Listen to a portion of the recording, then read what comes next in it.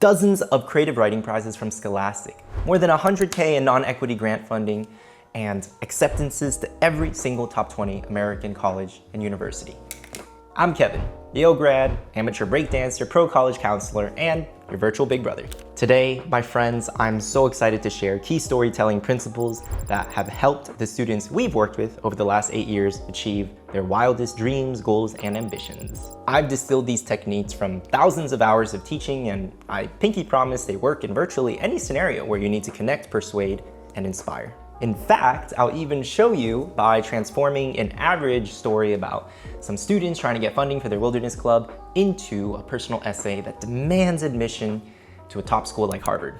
Before we dive in, let's talk a little bit about why storytelling matters, specifically for you. If you're watching this right now, I'm gonna take a wild guess and say you're probably a teenager, maybe in middle school, high school, or college. These years are fundamentally about transitions. From teenager to adult, student to professional, dependent to independent. And during these transitions, you're constantly being asked to present yourself to new people, new institutions, explaining who you are to new friends at orientation, asking that cute girl or guy out, convincing teachers and professors why you deserve an extension, persuading administrators to give you funding, and of course, proving to admission readers, whether that's for college, grad school, or some kind of summer program, that you deserve to be there. In every single one of these scenarios, your story depends less on what you're saying and more on how you're saying it. For you more STEM-oriented folks, you should also know that the science is in our favor. Stories are 22 times more effective than facts alone. When Northwestern researchers studied successful pitches, they found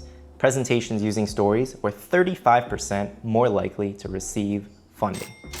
And who doesn't like funding? Let's start with first principles here. Literally the essence of a story. If I asked you to define a story right now, could you do it? Let's keep it really simple. Here's all you need to know. A story is about a character who wants something and overcomes obstacles to get it. The key word here is obstacles, plural. It's crazy to me how many students these days will send us Common App essays, personal statements to edit, but there's not a really well-defined conflict. No conflict, no obstacles. No obstacles, no story. End of story.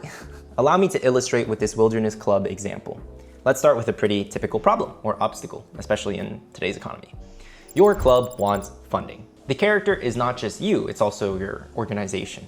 The want is $2,000 for new equipment. And as we already established, the obstacle, for now, budget cuts. Notice how framing this story in terms of desires and obstacles immediately makes it a lot more interesting than just facts. This is really important because when you pitch your wilderness club's funding request, you're not just asking for money. You're inviting the student government to become part of this shared story about overcoming shared obstacles. When you write any story, you want the reader to root for your character, to celebrate as they see how and why you overcame the obstacles in your life. By the way, if you guys want to see more analysis of me breaking down essays that have worked and helped our students get into their dream school, I'll add a link to one of these corners sometime later. Okay, now that we know what a story is, let's talk about the 6 questions that make good stories great. It's kind of like a slightly fancier version of what we just discussed. Who is it about? What do they want? Why can't they get it? What do they do about that? Why doesn't that work? And how does it end? When it comes to question number 1, who is it about? The most important thing to keep in mind here is that you want to make your reader feel some sort of way towards your character. Either they love them or they hate them. But the worst thing is that they feel neutral. They don't care about the character. When pitching your wilderness club's funding request, the who isn't just your organization. It's the 20 students who will benefit from your programs, particularly the ones who can't afford their own equipment. Secondly, what do they want? Be crystal clear about the desire. Vague desires create vague stories. Instead of saying, we want more resources, try this. We want to purchase 15 new backpacks and 10 new tents so that we can expand our overnight trip program. This way we can include students who've never had the privilege of breathing the fresh, clean air of Yellowstone before. See the difference? Night and day. Number 3, why can't they get it? This is where many students go wrong. They either minimize obstacles, making their achievements seem less impressive, or they blame external forces, making themselves seem like victims. The best stories acknowledge legitimate obstacles while showcasing agency while addressing them. For the purpose of this example, let's just frame the initial setback like this. The student government wouldn't approve overnight trips without certified wilderness guides, and with budget cuts across campus, we couldn't afford to hire pros for every trip. Number 4, so what do they do about that? Your initial solution might show some proactivity or resourcefulness. Ideally both. For instance, we approached local guides about partnerships, offering to promote their businesses in exchange for discounted rates on weekend trips. Number 5. Why doesn't that work? This here is arguably the most critical question. As I mentioned before, obstacles plural. And this second real scary obstacle, this is the secret sauce. Think about it, guys. No good story is ever like, oh, I tried my first solution and ta-da, everything worked magically. No, it's like the second added layer of complication. That's what creates real tension.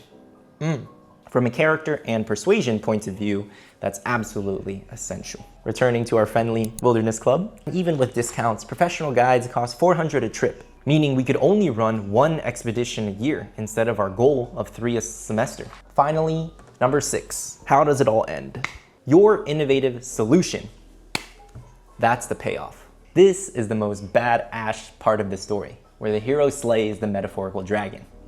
So we developed our own wilderness leadership certification program. Me and 2 other upperclassmen, we completed a weekend training with pro guides, becoming certified trip leaders ourselves.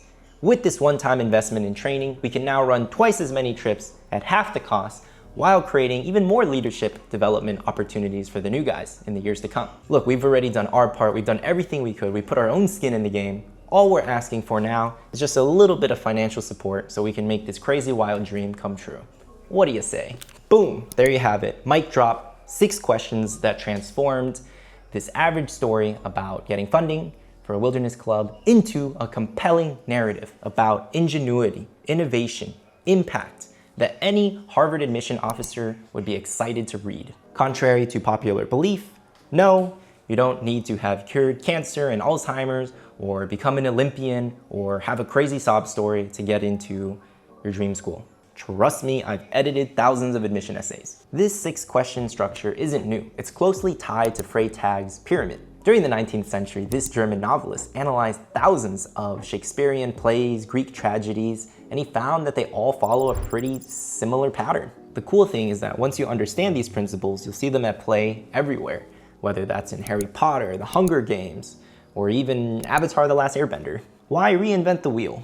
Every time I work with young writers, they always say the hardest part is getting started. Well, here is your silver bullet. Use this structure. Steal like an artist.